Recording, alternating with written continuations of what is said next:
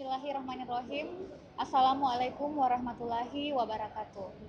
Selamat siang dan salam sejahtera untuk kita semua.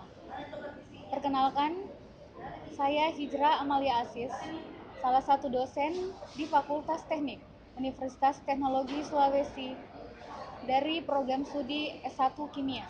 Pada kesempatan ini, izinkan saya menjelaskan salah satu mata kuliah yang saya ampuh, yaitu mata kuliah Keselamatan dan Kesehatan Kerja, biasa disingkat K3. Pada mata kuliah ini, saya menggunakan metode DII atau Delivery, Interaction, and Assessment. Video ini dibuat dengan tujuan untuk memenuhi salah satu persyaratan sertifikasi dosen tahun 2023, yaitu pernyataan diri dosen dalam unjuk kerja Tridharma Perguruan Tinggi atau PDD UK-TPT di bidang pengajaran. Saya akan memulai untuk menjelaskan deskripsi informasi dari mata kuliah K3. Mata kuliah K3 merupakan mata kuliah wajib bagi mahasiswa semester 6 pada program studi S1 Kimia. Mata kuliah K3 ini memiliki bobot 2 SKS, membahas tentang pengertian, ruang lingkup, dan pengetahuan K3 di dunia industri, peraturan K3, penerapan sistem manajemen K3, konsep dasar K3, penyebab terjadinya kecelakaan kerja, penyebab dan bahaya K3, jenis penyakit yang diakibatkan kecelakaan kerja, alat pelindung diri, penanganan dan penyimpanan bahan kimia, aspek kecelakaan kerja, dan pencegahan bahaya kebakaran. Materi pembelajaran dari mata kuliah K3, pertama, kontrak perkuliahan, kedua, pengertian, konsep, dan tujuan K3, tiga, dasar hukum dan peraturan tentang K3, 4, sistem manajemen K3, 5, keselamatan kerja dan pencegahan kecelakaan, 6. Kecelakaan kerja di industri, 7. Analisis kecelakaan kerja, 8. Sanitasi industrial, 9. Penyakit akibat kerja, 10. Alat pelindung diri, 11. Keselamatan dan penanganan bahan kimia, 12. Keselamatan kerja segi mekanik dan elektrik, 13. Proteksi bahaya kebakaran. Adapun capaian pembelajaran atau CPL yang dibebankan pada mata kuliah ini, yaitu telah menyelesaikan program mata kuliah ini, mahasiswa diharapkan mampu menunjukkan sikap bertanggung jawab atas pekerjaan di bidang keahliannya secara mandiri. Mahasiswa mampu melakukan pendalaman atau perluasan keilmuan kimia atau kimia terapan dengan menghasilkan model atau metode atau pengembangan teori yang akurat, teruji, dan inovatif. Mahasiswa mampu memahami secara filosofi dan secara keilmuan arti keselamatan dan kesehatan kerja di lingkungan sendiri maupun di lingkungan pabrik ataupun industri.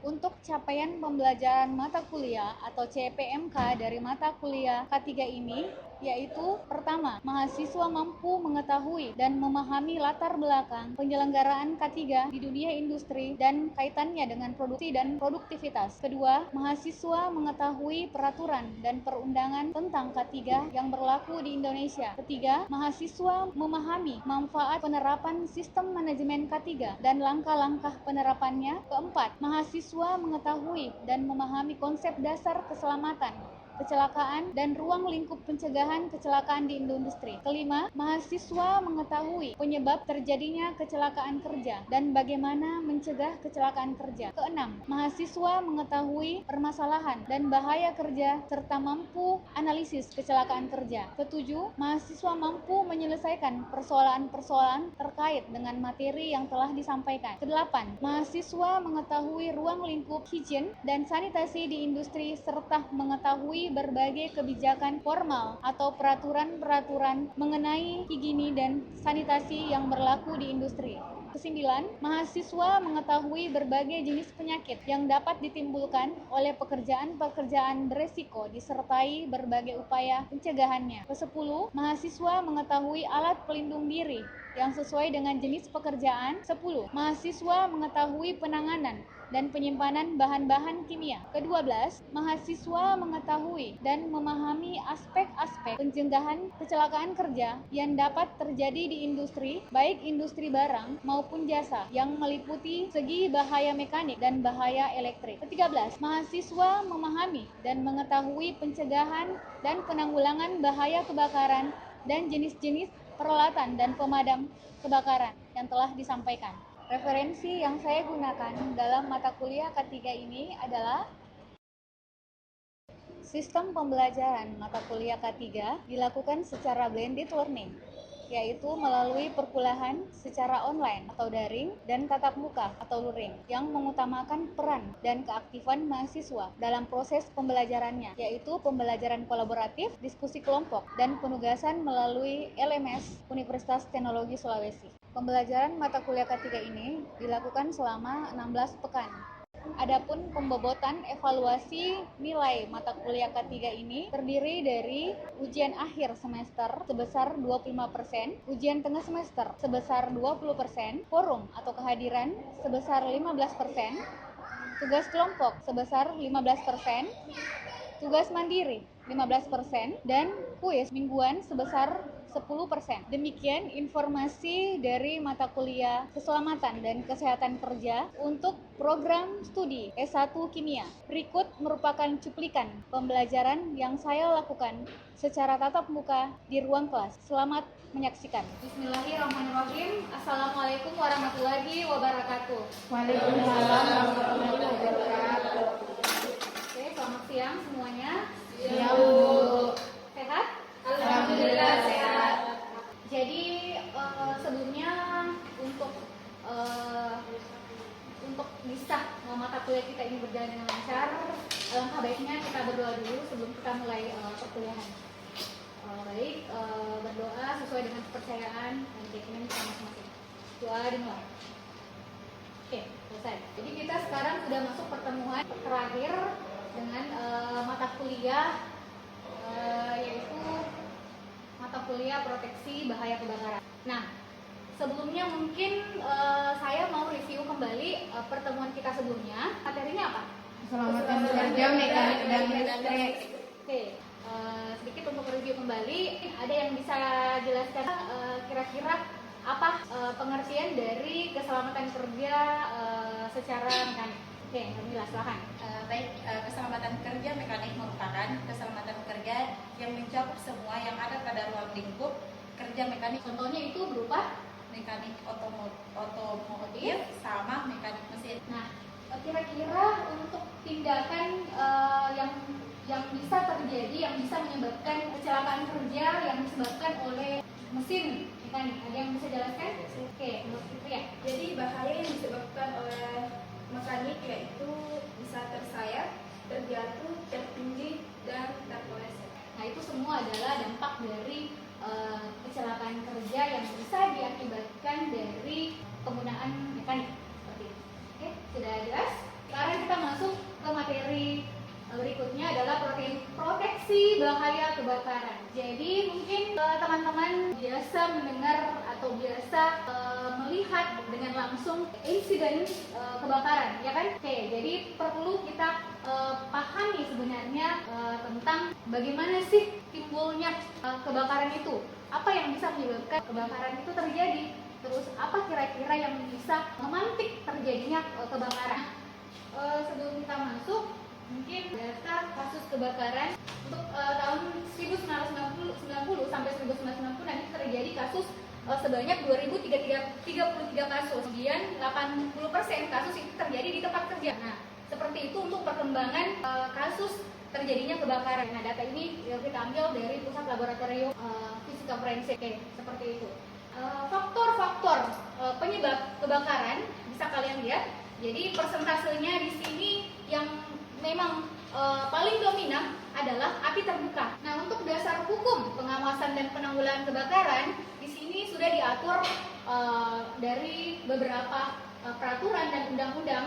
Bisa mungkin adik-adik lihat untuk Undang-Undang Nomor 1 tentang keselamatan kerja terdapat di Undang-Undang Nomor 1 tahun 1970. Jadi untuk syarat-syarat ketiga penanggulangan kebakaran sesuai dengan pasal 3 ayat 1 Undang-Undang Nomor 1 tahun 1970. Jadi ini saya sudah jelaskan dari pertemuan awal. Jadi Undang-Undang Nomor 1 tahun 1970 tentang bagaimana untuk penanggulangan terjadinya kebakaran. Jadi pertama adalah mencegah, mengurangi dan memadamkan kebakaran. Kemudian memberikan kesempatan jalan untuk menyelamatkan diri pada waktu kebakaran. Kemudian mengendalikan penyebaran panas, asap, dan gas. Jadi ini diatur juga pada pasal 9 ayat 3, yaitu mengatur kewajiban pengurus menyelenggarakan latihan penanggulangan kebakaran. Jadi perlu kita adanya aplikasi kalau misalnya kita kerja di industri. Jadi perlu adanya bagaimana cara menggunakan APAR. Jadi perlu teman-teman pahami bagaimana cara penggunaannya apabila teman-teman mungkin terjun di industri seperti itu. Nah, untuk pengertian pengawasan K3 penanggulangan kebakaran, jadi kebakaran di sini adalah api yang tidak dihendaki. Jadi api yang tidak dihendaki boleh jadi api itu kecil, tetapi apabila tidak dihendaki akan termasuk kebakaran. Jadi hampir terbakar pun artinya adalah kebakaran. Nah, untuk mencegah kebakaran di sini adalah salah satu tindakan atau upaya untuk menghindari terjadinya kebakaran. Jadi seorang pengawas itu harus dapat dan mampu menetapkan rekomendasi apa syarat-syarat yang bisa digunakan ketika terjadi insiden kebakaran seperti itu. Nah, untuk resiko kebakaran bisa teman-teman lihat bahwa perkiraan tingkat keparahan apabila terjadi kebakaran di sini adalah pertama tingkat kemudahan terbakarnya dari bahan yang diolah atau disimpan. Nah, kemudian jumlah dan kondisi penyimpanan bahan sehingga dapat digambarkan kira-kira kecepatan laju pertumbuhan atau menjalarnya api. Kemudian tingkat paparan, seberapa besar nilai material yang terancam atau seberapa banyak orang yang terancam di lingkungan atau sekitaran terjadinya kebakaran. Nah, untuk memadamkan kebakaran di sini adalah suatu teknik atau menghentikan terjadinya reaksi pembakaran. Nah, jadi prinsipnya di sini adalah ada cooling, kemudian smothering, kemudian starvation. Nah, proses terjadinya api. Jadi kebakaran kan terjadi apabila ada api kan? Api ya. Oke. Jadi api di sini adalah proses oksidasi tanpa bantuan yang cepat yang disertai dengan evolusi panas dan cahaya dalam bermacam-macam intensitasnya. Nah, atau bisa juga diartikan bahwa api adalah hasil pencampuran secara kimia dari panas, bahan bakar, dan oksigen dalam proporsi yang tepat. Jadi terbentuknya api itu ada istilah namanya segitiga api. Oke, jadi kalau segitiga api itu ada oksigen, kemudian ada bahan bakar, ya seperti itu. Kemudian ada panas, ya. Jadi itu adalah proses terjadinya api. Proses terjadinya api di sini, api hanya dapat terjadi di mana terdapat bahan yang bisa terbakar. Jadi adanya bahan bakar, kemudian sumber penyalaan atau panas atau energi panas, dan oksigen atau bahan oksidator dari udara atau dari sumber yang lainnya. Jadi bila mana ketiga unsur tersebut berada dalam konsentrasi yang memenuhi syarat, maka ini bisa menimbulkan reaksi oksidasi. Jadi reaksi oksidasi itu namanya juga disilakan sebagai reaksi pembakaran. Jadi oksidasi itu istilahnya dikenal juga dengan proses pembakaran. Nah, ini adalah segitiga api. Jadi segitiga api di sini ada panas, kemudian ada oksigen, kemudian ada bahan bakar. Jadi misalnya untuk gas di sini contohnya ada natural gas, kemudian propan, kemudian asetilin, kemudian hidrogen, dan gas yang lain sebagainya. Kemudian kalau cair bisa gasolin, bisa kerosin, kemudian alkohol. Nah, itu semua bahan bakar yang berbentuk liquid atau cair seperti itu. Nah, kalau contoh untuk dari bahan bakar padatan bisa batu bara, kemudian plastik, kemudian kayu, kertas, dan masih banyak lagi. Nah, ini mungkin bisa teman-teman lihat untuk masing-masing titik nyala, flash point, dan flammable unit dari beberapa bahan bakar. Oke, bisa teman-teman lihat. Nah, jadi alat pemadam api ringan. Jadi APAR.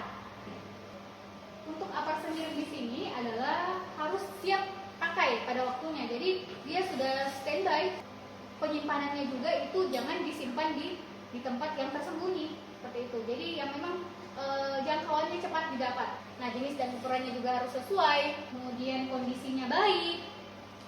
Setiap orang dapat mengoperasikan dengan benar dan tidak membahayakan dirinya. Nah, ini untuk bagian-bagian dari apar. Ada safety pinnya. Jadi ada pin pengamannya di sini. Jadi ada yang mesti kalian tarik apabila kalian mau menggunakannya. Kemudian ini adalah lever atau tuasnya. Kemudian ada handle atau pegangannya. Kemudian ada pressure gauge atau pengukur tekanannya. Nah, kemudian ada selangnya. Kemudian ada nozzle atau corong. Kemudian ada silinder atau tabung. Jadi seperti ini untuk bagian-bagian apar. Ini untuk foamnya, kemudian ini untuk kimianya, kemudian ini water, kemudian ada powder, kemudian untuk karbon dioksida. Jadi macam-macam jenis dari apar. Seperti itu. Nah, ini jadi klasifikasi berdasarkan dari kelas-kelasnya tadi. Ini tentunya ini jenis kebakarannya. Seperti itu. Jadi kelas A itu bahannya bisa berupa kayu, kertas, kain. Seperti itu. Kemudian untuk kelas B di sini adalah ada bahan cair.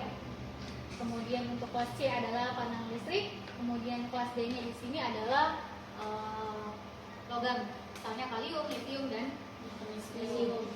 Oke. Jadi di sini jelas ditampilkan bahwa untuk jenis pemadam ada tipe basah tadi, kemudian ada tipe keringnya. Nah, untuk misalnya untuk tipe basah air atau busa di sini bisa dilihat keterangannya. Jadi dia sangat efektif untuk bahan yang berupa kayu, kertas. Sampai di sini ada yang mau ditanyakan terkait terjadinya insiden kebakaran? Mungkin saya mau bertanya saja deh kalau begitu. Bisa? Mungkin Irfan? Bisa Irfan? Oke, Irfan bisa mungkin jelaskan tadi munculnya api disebabkan oleh segitiga api ya. Jadi untuk segitiga api itu apa dan apa saja? Untuk segitiga api itu ada 3, ada bahan mudah terbakar, Ya. kemudian ada oksigen, Ya. terus ada sumber panas di situ. Oke, jadi itu mungkin yang perlu kalian pahami terkait timbulnya api itu seperti apa, pemantiknya itu apa, seperti itu. Nah, untuk alat yang bisa digunakan itu tadi adalah teman-teman kalau masuk di dunia industri ataupun mungkin kalian kerja di mana saja, pasti kalian harus perlu penekanan untuk penggunaan alat-alat keselamatan dan kesehatan kerja ini. Oke? Nah, kalau memang sudah cukup, nanti tugasnya bisa kalian cek di tadinya, bisa cek kembali juga di LMS-nya. Ada yang masih mengganjal di dalam pikiran teman-teman terkait dari materi ini, bisa kalian tanyakan di grup WhatsApp. Nanti kalian bisa bertanya di situ, kemudian bisa juga kalian berkomentar di study. Oke? Oke, jadi kalau memang sudah jelas, sudah tidak ada yang lagi mau ditanyakan, saya cukupkan untuk pertemuan kita siang hari ini. Saya mengucapkan terima kasih dan mohon maaf apabila ada kurangnya. Wabillahi taufiq wal hidayah. Wassalamualaikum warahmatullahi wabarakatuh. Waalaikumsalam warahmatullahi wabarakatuh. Oke, selamat siang. Terima kasih kepada teman-teman yang sudah hadir untuk melanjutkan perkuliahan kita pada siang hari ini. Jadi untuk K3 itu kesingkatan dari keselamatan dan kesehatan kerja. Nah, definisi yang biasa kita dapatkan itu adalah suatu ilmu pengetahuan untuk mencegah terjadinya kecelakaan di tempat kerja. Jadi salah satu pengetahuan yang mestinya harus dipahami terkait dengan kecelakaan kerja untuk menghindari terjadinya kecelakaan-kecelakaan kerja. Nah, istilah-istilah dalam keselamatan kerja di sini bisa kalian lihat di slide-nya.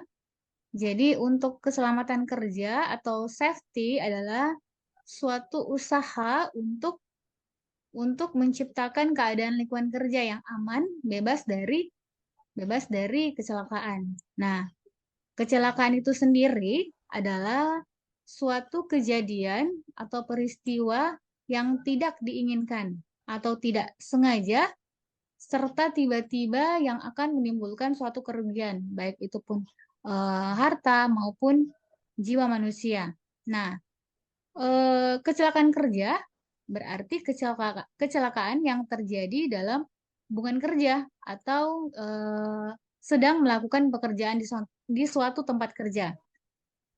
Nah, untuk keselamatan kerja ini sendiri bisa diartikan bahwa keselamatan kerja adalah menjamin keadaan, keutuhan, dan kesempurnaan baik jasmania maupun rohania manusia, serta hasil karya dan budayanya yang tertuju pada kesejahteraan masyarakat umum dan manusia pada khususnya.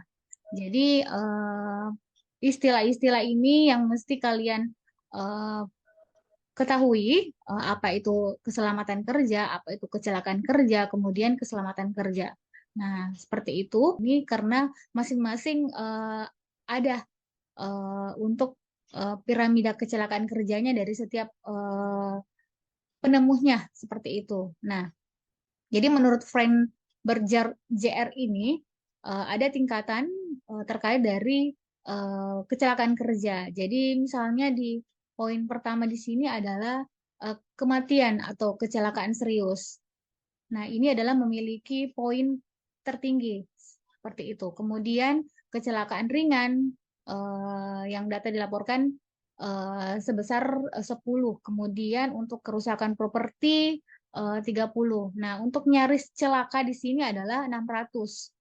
Nah, kemudian untuk perbuatan dan kondisi tidak aman yang bisa menimbulkan bahaya di sini adalah dia menyimpulkan 10.000. Seperti itu untuk piramida kecelakaan menurut Frank Berger. Nah, kemudian untuk penyebab kecelakaan kerja, jadi penyebab kecelakaan kerja ini pertama, misalnya penyebab dasar kecelakaan. Jadi penyebab dasar kecelakaan kerja biasa kita dapatkan disebabkan juga oleh kurangnya prosedur atau aturan. Nah, itu yang bisa menyebabkan terjadinya kecelakaan. Kemudian kurangnya sarana, kemudian kurangnya kesadaran, dan kurangnya kepatuhan. Seperti itu. Nah, ini yang bisa menyebabkan terjadinya kecelakaan. Basic untuk terjadi kecelakaan. Kemudian penyebab tidak langsung. Penyebab tidak langsung bisa saja terjadi karena adanya faktor pekerjaan. Kemudian adanya faktor pribadi. Nah, untuk penyebab langsung di sini adalah tindakan yang tidak aman. Kemudian kondisi yang tidak aman. Nah, untuk kecelakaan kerja di sini misalnya kontak dengan bahaya, kemudian kegagalan fungsi. Nah, nanti penjelasannya kita bahas selanjutnya. Kemudian kerugian. Kerugian di sini didasarkan dari manusianya sendiri. Nah, ini yang bisa menyebabkan cedera, kemudian bisa menyebabkan cacat kematian, seperti itu. Nah, yang kedua dari mesin atau alatnya sendiri. Nah, ini bisa menyebabkan kerusakan pada mesin atau alatnya. Nah, yang ketiga adalah material atau bahan. Jadi, material atau bahan bisa menyebabkan kerugian seperti tercemar, kemudian rusak, dan bisa saja terjadinya produksi gagal. Kemudian dari segi lingkungannya di sini adalah bisa saja lingkungannya akan tercemar, kemudian rusak akibat dari bencana alam. Nah, ini yang bisa menyebabkan kecelakaan kerja berdasarkan dari teori efek domino. Nah, untuk upaya-upaya untuk mencegah terjadinya kecelakaan kerja, yang pertama di sini diidentifikasi dan pengendalian bahaya di tempat kerja. Jadi pemantauan kondisi yang tidak aman dan pemantauan tindakan yang tidak aman. Nah, ini yang mesti kita perhatikan untuk pengendalian bahaya di tempat kerja. Nah, untuk pembinaan dan pengawasan, jadi setiap karyawan perlu diberikan pelatihan atau pendidikan kepada mereka terkait K3 seperti itu. Nah, kemudian bisa diberikan konseling atau konsultasi. Kemudian bisa dilakukan pengembangan sumber daya manusianya. Nah, selanjutnya adalah sistem manajemennya. Jadi sistem manajemen K3 juga perlu diterapkan di dalam suatu perusahaan. Seperti halnya prosedur dan aturan. Jadi prosedur dan aturannya mesti jelas terkait dari sistem manajemen K3-nya. Kemudian penyediaan sarana dan prasarana, dan kemudian penghargaan dan sanksi yang diberikan kepada mereka-mereka yang melanggar dari aturan yang sudah diterapkan oleh perusahaan itu sendiri, seperti itu. Jadi untuk safety air plug, ini seperti ini. Yang benarnya yang ada di sebelah kanan. Kemudian untuk APD selanjutnya adalah sepatu. Jadi sepatu safety dipergunakan untuk melindungi kaki dari bahaya kejatuhan benda berat. Bisa dari percikan cairan, kemudian bahaya dari tertusuk oleh benda-benda tajam, seperti itu. Untuk menghindari hal-hal yang akan melukai kaki kita. Kemudian pakaian pelindung. Nah, untuk pakaian pelindung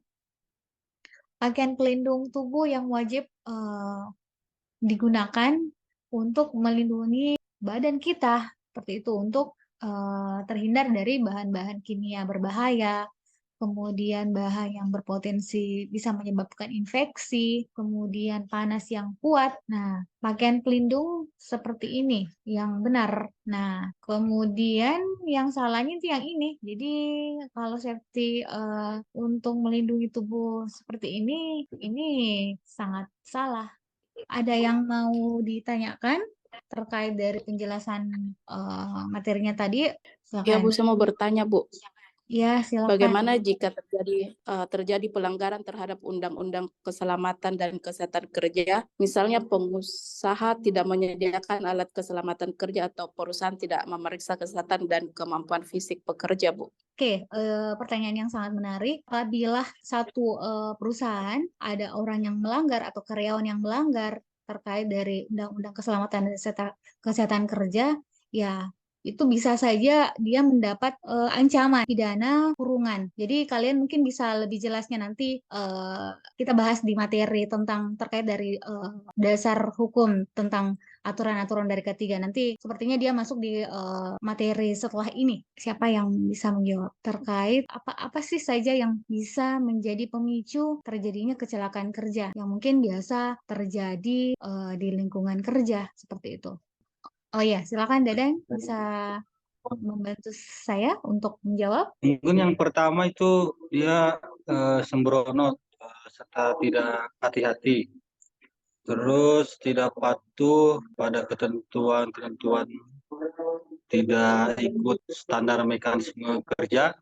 Oke. Terus tidak juga menggunakan APD, dan terakhir mungkin keadaan badannya yang lemah.